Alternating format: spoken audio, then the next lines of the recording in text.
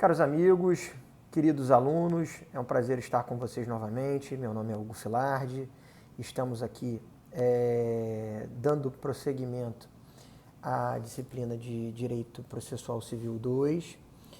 Estamos iniciando a 10ª sessão do nosso curso e hoje trataremos especificamente do artigo 357 do Código de Processo Civil, artigo este que dispõe sobre a decisão de saneamento e organização do processo.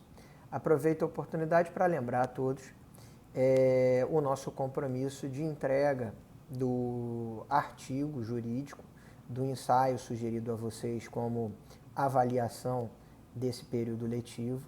A data de entrega está mantida, é o dia 30 de outubro, e eu peço que vocês já comecem a escrever. Eu tenho recebido muitos questionamentos de alunos com relação a tema, a enfoques dentro dos recortes que estão sendo sugeridos pelos alunos. Bom, enfim, eu sei que vocês já estão trabalhando e só lembrando mesmo que os trabalhos serão recebidos pelo meu e-mail, que é filardi@siqueiracastro.com.br, até o dia 30 de outubro. Bom, como não poderia deixar de ser, seguindo a nossa praxe das nossas aulas virtuais, eu gostaria de iniciar a nossa apresentação aqui, a nossa exposição sobre a decisão de saneamento e organização do processo, fazendo menção a um notável aluno da Faculdade Nacional de Direito, que seguramente servirá para inspirar novas gerações de notáveis alunos que serão formados na Rua Moncorvo Filho, no nosso mítico prédio da Faculdade Nacional de Direito. Me refiro hoje à homenagem do dia, vai a um ex-aluno e a um ex-professor, né? Ex-professor da casa, não meu professor, né? Não tive a honra, não tenho idade para ter frequentado a Faculdade Nacional de Direito nos anos 60, não era nem nascido.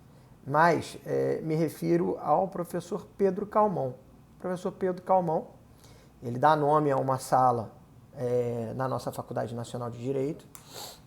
O professor Pedro Calmon, ele nasceu na Bahia, ele iniciou o curso de Direito dele na hoje Faculdade Federal, na Faculdade de Direito de Salvador, na Universidade Federal da Bahia.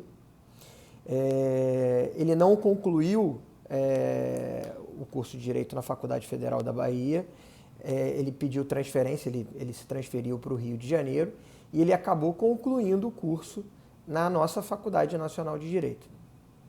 E a importância do Pedro Calmon para a Faculdade Nacional de Direito e para a UFRJ é notável, né? Foi um aluno brilhante, mas a carreira acadêmica do Pedro Calmon é um norte para quem deseja seguir lecionando nesse país. Pedro Calmon adquiriu a cátedra de Direito Constitucional na nossa Nacional nos anos 30. Ele foi diretor da Faculdade Nacional de Direito e ele foi reitor da Universidade Federal do Rio de Janeiro, da Universidade do Brasil, durante o início do governo, durante o início do regime militar. E eu não posso deixar de fazer menção a uma história deliciosa que eu escutei aí dentro da Faculdade Nacional de Direito e que depois eu tive a oportunidade de ler, né? Eu conheço diversas versões da história, mas o ponto comum entre as diversas versões da história que eu tenho é o que eu vou pretender retratar a vocês. O ano de 1968 foi um ano inesquecível no mundo ocidental. Diversas manifestações estudantis aconteceram, não só no Brasil, mas como na França.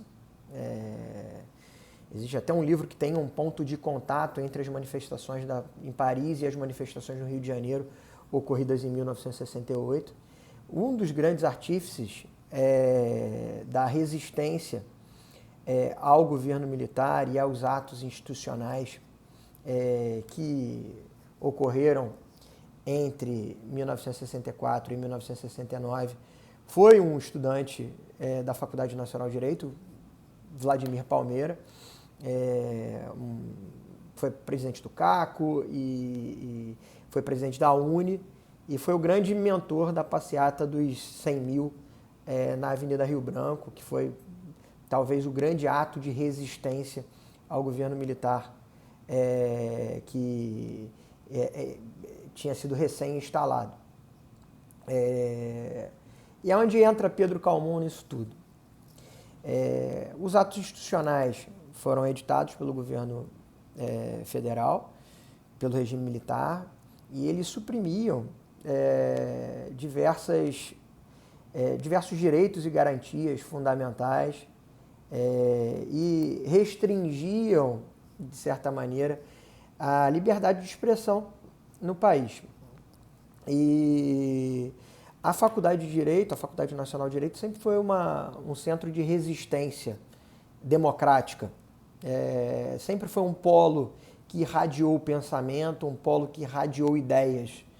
E o Pedro Calmon era reitor da Universidade do Brasil à época, em 1968, quando ele ficou sabendo que forças policiais foram destacadas para intimidar alunos que se manifestavam dentro da Faculdade Nacional de Direito na Rua Moncorvo Filho. Pedro Calmon, da sacada do segundo andar, ele determinou que houvesse o fechamento da Faculdade Nacional de Direito para que as forças policiais não pudessem constranger alunos que lá exerciam o seu legítimo direito à opinião, concordemos com as opiniões ou não. O legítimo direito à opinião é inerente a qualquer regime democrático e é absolutamente salutar no ambiente universitário. Pedro Calmon fechou as portas da universidade para impedir que forças policiais entrassem no nosso prédio da Rua Moncorvo Filho. E ao ser questionado por um dos policiais que lá tentavam adentrar, Pedro Calmon justificou a não permissão dessas forças policiais no prédio da Moncorvo Filho, dizendo: senhor, para ingressar nesse prédio, só sendo aprovado no vestibular. Eu escutei essa história na minha primeira semana de Faculdade Nacional de Direito, passei essa história adiante e existe uma série de historiadores que chancelam esse lendário diálogo e genial saída e solução magistral do nosso eterno reitor Pedro Calmon. Então, feito essa introdução necessária nos dias de hoje, e necessariamente aplaudindo o gesto do reitor Pedro Calmon, eu declaro iniciada a nossa 10ª sessão. Bom, falamos de Faculdade Nacional de Direito, falamos de Pedro Calmon, falamos de AI-5, atos institucionais, falamos de regime militar, falamos de regimes de exceção, falamos de direito constitucional, a gente falou de um monte de coisa, mas não falou de processo civil. E falando de processo civil, a gente vai falar especificamente hoje do artigo 357 do Código de Processo Civil. O artigo 357 do Código de Processo Civil, ele traz, ele detalha de uma forma muito abrangente, de uma forma muito clara, a decisão de saneamento e organização do processo. Essa decisão já era, sob a ótica do Código de 73, uma decisão extremamente importante e relevante nos desígnios da marcha processual. Muito embora o Código de 73 designasse esta decisão como despacho saneador, e aí devo fazer menção ao notável trabalho do professor gaúcho Galeno Lacerda, tem uma obra específica falando do despacho saneador, em que ele, de uma forma muito clara, ele esmiuça o despacho saneador no sentido de dizer que de despacho essa decisão não tem nada, de que essa decisão é uma decisão que tem uma importância, tem uma preponderância na condução da tramitação processual que faz com que esse provimento jurisdicional adquira um relevo de fundamental, de superlativa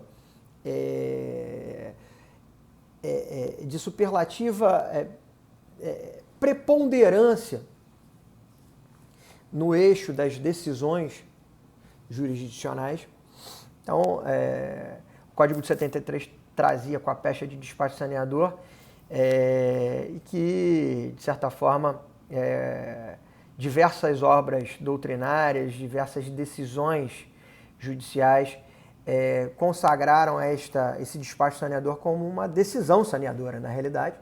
E o Código de 2015, ele corrige esta imprecisão terminológica do Código de 73 e trata este provimento jurisdicional como um provimento não só de saneamento, mas um provimento de organização da marcha processual, de definição dos caminhos que serão percorridos pelas partes, pelos terceiros interessados e pelo magistrado na condução do processo até a entrega efetiva e final da tutela jurisdicional. O Código de 73 falava em decisão de saneamento, né? Falava em despacho saneador, né? E o objetivo do Código de 73 era fazer com que essa decisão servisse como uma chancela, servisse como um selo de garantia de validade da relação processual até então, fazendo com que o magistrado atestasse que o processo estaria adequado para um prosseguimento na fase instrutória e para um prosseguimento de entrega efetiva da tutela jurisdicional com a prolação de uma decisão no momento decisório do procedimento. Então, seria uma decisão na qual o magistrado ele teria o condão de aferir ou de indicar às partes de que o processo não continha nenhum tipo de irregularidade, o processo não continha nenhum tipo de vício processual e estaria apto a prosseguir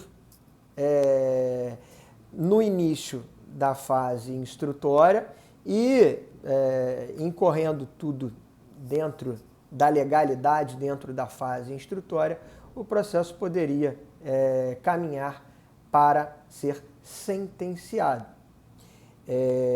Por isso que o Código de 73 falava em decisão, em despacho saneador.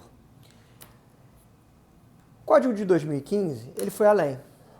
O Código de 2015 é um código que exorta a participação e a cooperação dos sujeitos parciais do processo, das partes, em conjunto com o magistrado na construção da tutela jurisdicional que será entregue. O processo pensado pelo Código de 15 é um processo de participação. É um processo em que as partes adquirem uma postura muito mais ativa e menos reativa no caminhar, no desenrolar da marcha processual. Então, esse despacho, agora corretamente denominado decisão, ele adquire duas feições. Ele deixa de ter uma conotação apenas de saneamento e ele passa a ter uma feição também de organização. E o Código de 15, então, ele trata esta decisão, este provimento jurisdicional, como provimento, como decisão de saneamento e de organização do processo. Compreenderam até aqui a caminhada entre o Código de 73 e o Código de 15? O despacho saneador, ele, no curso desse tempo, ele adquiriu uma feição de decisão, cada vez mais poderia se extrair deste provimento jurisdicional conteúdo decisório. Cada vez mais esse despacho caminhou no sentido de tornar evidente que é a chancela do Poder Judiciário de que o processo estaria apto ao prosseguimento tendente à aprovação de uma sentença de mérito. Era uma decisão. E mais que isso, a mudança de postura das partes, a exigência natural de que as partes, de que os sujeitos de uma relação processual influam de forma decisiva na caminhada e na marcha da relação processual a qual estão submetidas, fez com que esse despacho saneador passasse a ser uma decisão de saneamento, mas não só de saneamento, mas uma decisão de organização do processo. Uma decisão que permite ao magistrado afixar, até de forma conjunta com as partes, estándares comportamentais no processo e distribua, inclusive, ônus processuais não previstos num primeiro momento em lei, não pré-determinados, não engessados pelo próprio Código. Essa caminhada, esse movimento foi um movimento lastreado na participação, num código muito mais participativo e, de certa forma, democrático. Eu gostaria de, antes de começar a detalhar o artigo 357, eu gostaria de homenagear, na realidade, um querido amigo meu, um notável processualista e um irmão de vida, que é o Gustavo Gonçalves Gomes, que dedicou todo o estudo dele no doutoramento na PUC em São Paulo. Gustavo é carioca, fez PUC Rio e teve a felicidade também de estudar comigo na Nacional de Direito num curso de pós-graduação ministrado pelo professor Leonardo Greco.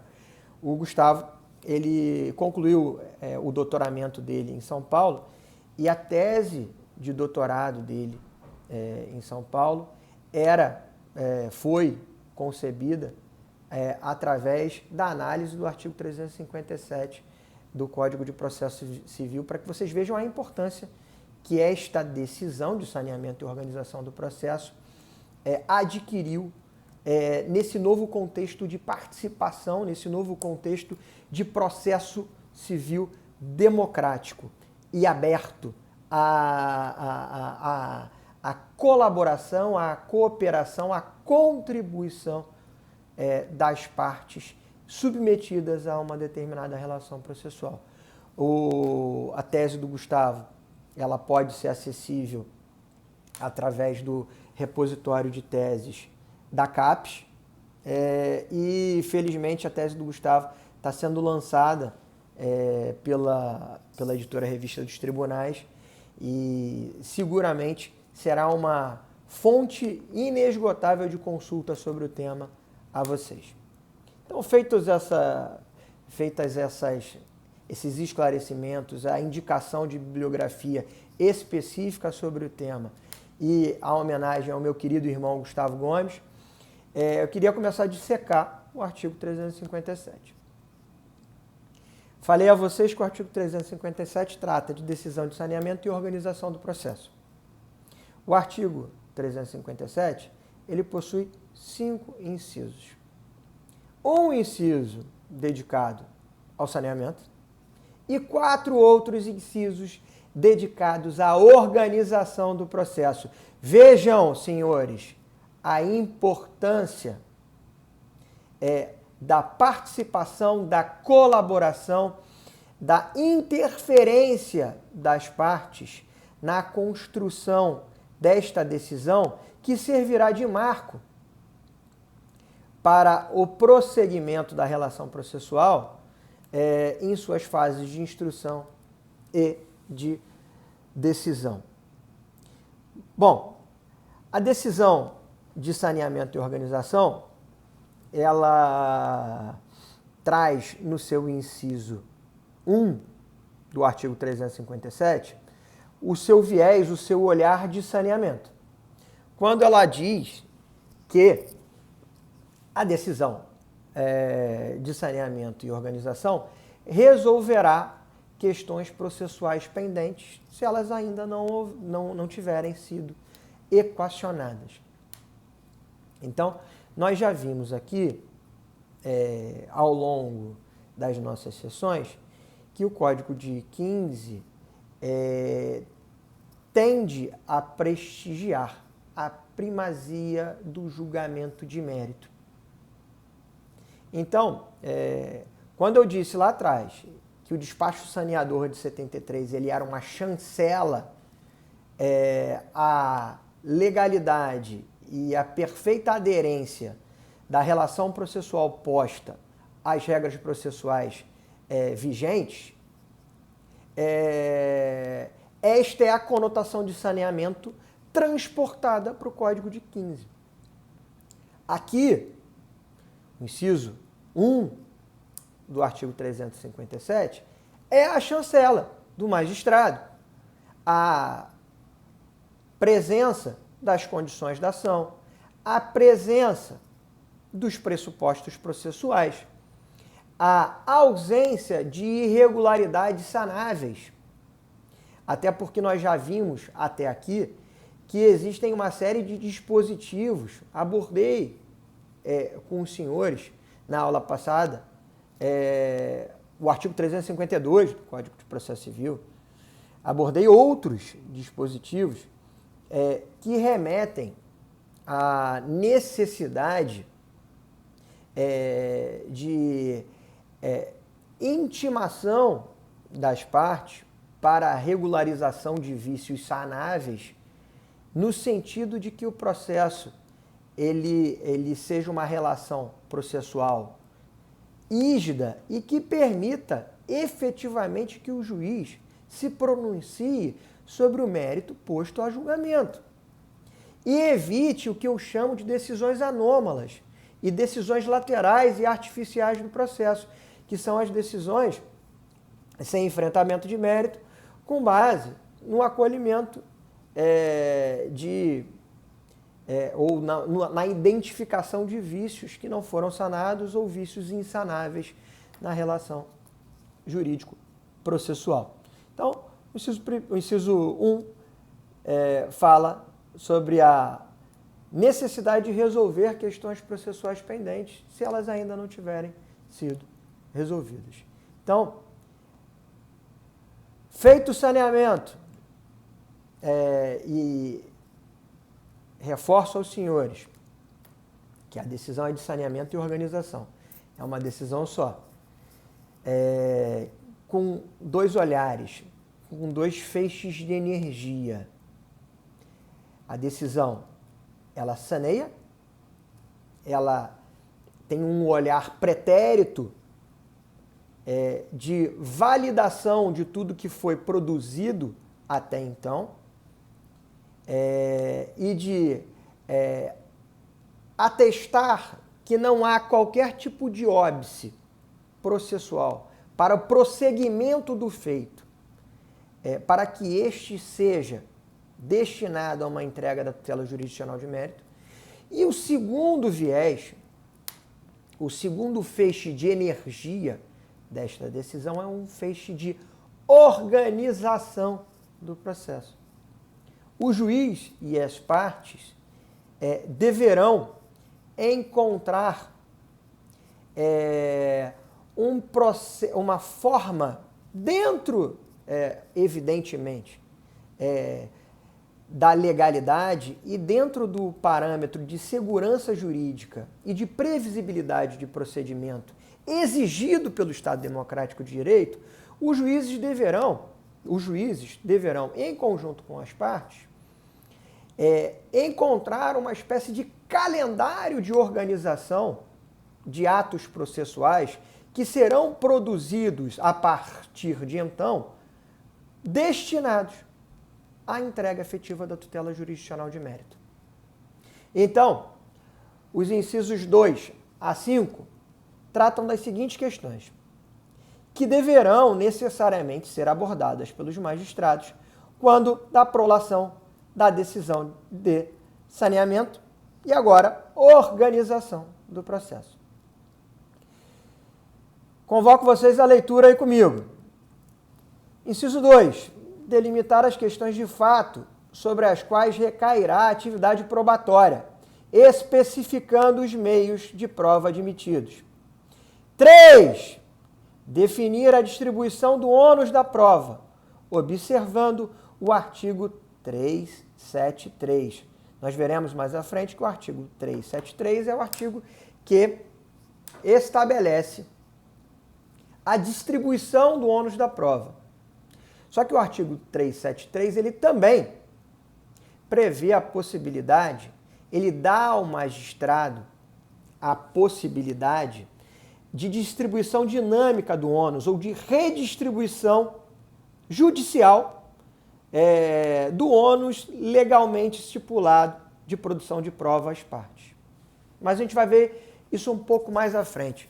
A gente vai ver, inclusive, que as partes podem, através de negócio jurídico processual, redistribuir o ônus da prova trazido pelo artigo 373 do Código de Processo Civil. Mas o que é importante que os senhores saibam até a presente data é que a decisão de saneamento e organização, ela é uma decisão que ratifica ou redistribui o ônus probatório. Inciso 4. Delimitar as questões de direito relevantes para a decisão do mérito. Tudo aqui, no que tange à decisão de saneamento e organização, é no sentido de preparar o processo para que as partes recebam um provimento jurisdicional de mérito final por parte do Poder Judiciário. 5. Designar, se necessário, a audiência de instrução e julgamento. A gente vai ver detidamente quais as hipóteses de realização de audiência de instrução e julgamento, normalmente muito atrelada à questão da produção de prova oral, mas não exaustivamente apenas dedicada à produção de prova oral. Você pode ter um desdobramento de prova pericial na audiência de instrução e julgamento. Mas, enfim, isso é tema para uma futura aula. Mas vimos até aqui que esta decisão que é uma decisão extremamente importante na marcha processual, ela tem dois feixes de iluminação. Ela tem um viés de sanear o processo e ela tem um viés de organizar o processo. O ponto de confluência entre o saneamento e a organização é de que todas as providências e chancelas judiciais que decorram desta decisão são destinadas a possibilitar, a viabilizar uma entrega efetiva da tutela jurisdicional de mérito. Gostaria de abordar com vocês um ponto com relação a esta decisão, no que tange à recorribilidade desta decisão. O Código de Processo Civil de 15, ele encontrou uma solução até certo ponto estranha, a meu ver, com o objetivo de prestigiar a colaboração processual, no sentido de desestimular a recorribilidade desta decisão. Em tese, decisões são passíveis de recurso, mas esta decisão, a decisão de saneamento e organização do processo, ela foi tratada pelo Código de 15 como uma decisão de recorribilidade restrita. E aí eu vou explicar melhor esse contexto de recorribilidade restrita. Esta decisão seria, em tese, uma decisão recorrível por intermédio do recurso de agravo de instrumento. Só que o Código de 15, ele entendeu por bem em definir quais as matérias, qual o rol taxativo de matérias que poderiam ser impugnáveis mediante a interposição do recurso de agravo de instrumento. E, dentro do rol de matérias previstas no artigo 1015, que é o rol taxativo de matérias arguíveis ou impugnáveis através do agravo de instrumento, um único ponto com relação a os tópicos que podem ser decididos na decisão de saneamento e organização do processo. Então, apenas no que tange a distribuição do ônus da prova é que há a possibilidade de recorribilidade imediata por meio do agravo de instrumento. Me refiro aqui às hipóteses de organização, não estou me referindo à hipótese de saneamento do processo, mas especificamente estou falando da distribuição do ônus da prova. A distribuição do ônus da prova é, sim, uma decisão passível de interposição de recurso por agravo de instrumento. Os outros pontos tratados dentro do contexto ou do bojo de uma decisão de organização do processo, eles necessariamente deverão ser questionados ou levantados pelas partes num contexto de colaboração processual fora do campo da interposição de recursos. O artigo 357 ele traz uma previsão de pedido de ajuste ou esclarecimento que deverá ser formulado pelas partes com o objetivo claro de integrar a decisão de organização do processo. Esse pedido de ajuste e esclarecimento, ele tem um condão de oferecer uma contribuição colaborativa das partes à entrega por parte do Poder Judiciário dessa decisão de organização do processo. Lembro aos senhores que, em não sendo esta decisão uma decisão de recorribilidade plena, tratei aqui que esta decisão é uma decisão de recorribilidade restrita a um determinado ponto. Esta decisão, ela acaba não precluindo para as partes.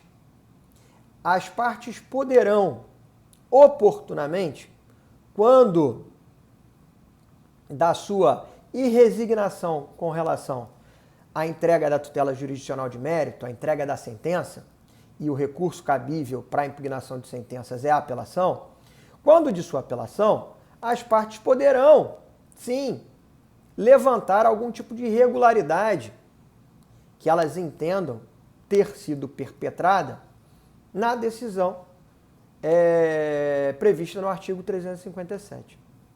Contudo, a decisão de saneamento e organização, ela traz para o julgador, para o magistrado, o que nós chamamos de preclusão pro judicato. O que Galeno Lacerda chamou lá atrás de eficácia preclusiva do despacho saneador. A eficácia preclusiva do despacho saneador e transportando para o Código de 15, a eficácia preclusiva da decisão de saneamento e organização, ela atinge apenas o julgador, ela não atinge as partes.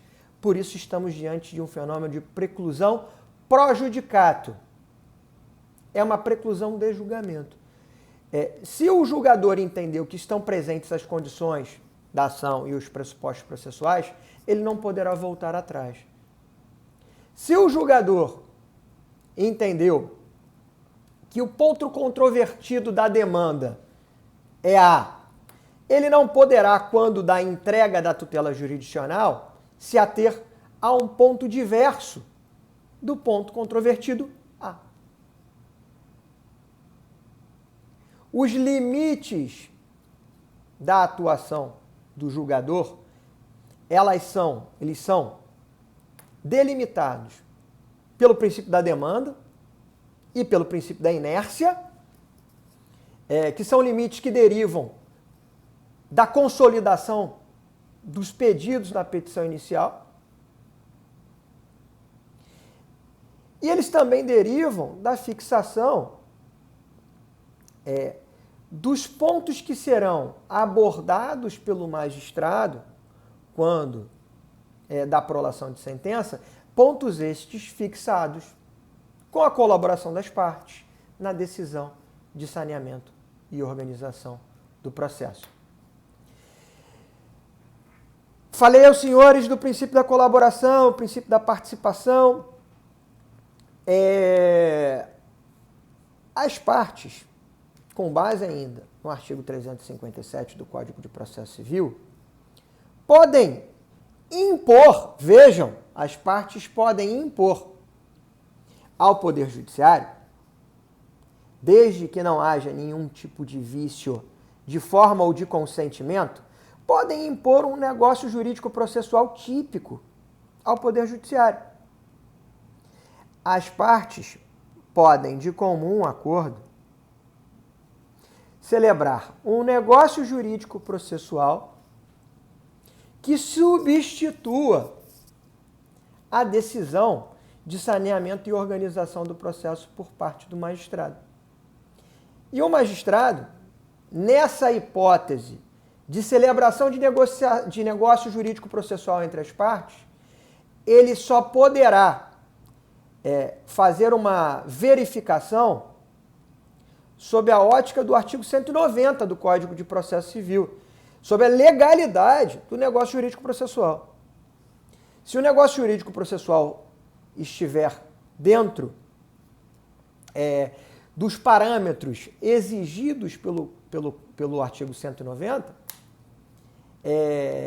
e dentro de um contexto de colaboração e dentro de um contexto de participação, ele só poderá homologar, só lhe restará homologar à vontade das partes e chancelar um negócio jurídico processual que será revestido através da sua chancela como uma decisão de saneamento e organização produzida pelas próprias partes. Um outro, perdoe-me, pela falta de habilidade com a câmera aqui, meti o dedo na câmera, né? Um outro ponto, e aí caminhando para a conclusão desse assunto que eu gostaria de abordar com vocês, é a questão do saneamento compartilhado. Existem causas, existem demandas que são extremamente complexas. E existem demandas que, pela sua natureza, exigem uma resposta do Poder Judiciário que, de certa forma, fogem do trilho natural, do trilho tradicional de caminhada de um procedimento comum. Parcela da doutrina fala na questão dos processos estruturantes, né? Tem uma série de webinars sobre processos estruturantes durante a Covid-19, que seria uma resposta estruturada e adequada do Poder Judiciário, adequando o seu procedimento a uma questão alheia ao Poder Judiciário, que é a questão da pandemia. Então, você teve uma questão de profusão de audiências virtuais, de profusão de sustentações virtuais, de encontros entre partes, procuradores e magistrados em ambientes pouco usuais. Eu tive a oportunidade de despachar com o desembargador do Tribunal de Justiça aqui do Rio de Janeiro pelo Instagram. Isso não está previsto no Código de Processo Civil. Eu não conheço um exemplo mais evidente de processo estruturante do que esse, do que a reação do Poder Judiciário, a adaptabilidade procedimental, sem ferir, por óbvio, o devido processo legal e as garantias inerentes ao processo justo.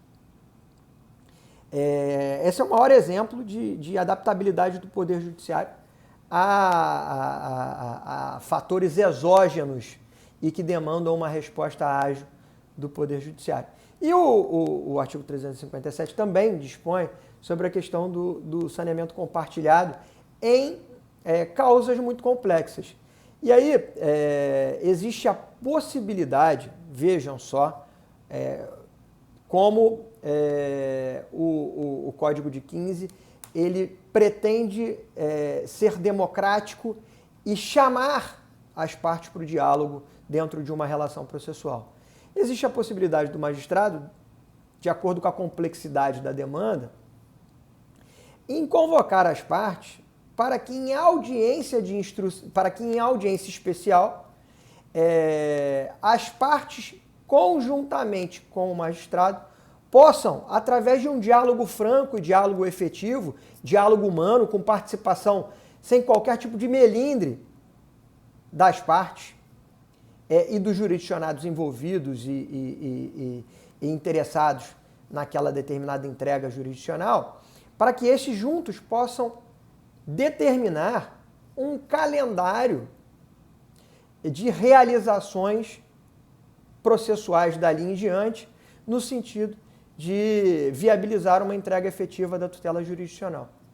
Então, esse saneamento compartilhado, trazido pelo artigo 357 nas causas complexas, mais uma vez reforça a necessidade e o estímulo trazido pelo Código de 15 de que partes, de que jurisdicionados interessados numa determinada tutela jurisdicional e o Poder Judiciário estejam numa mesma mesa, estejam despidos de vaidade e estejam despidos e estejam contaminados por um conceito de cooperação e de boa-fé objetiva, no sentido de evitar qualquer tipo de chicana processual e estabelecerem de maneira conjunta, coletiva, participativa, quais serão os passos subsequentes dentro de uma relação jurídico-processual tendentes à entrega de uma tutela jurisdicional de mérito. Bom, senhores, foi um prazer estar com vocês hoje. Espero que vocês tenham gostado da aula. Fiquem bem.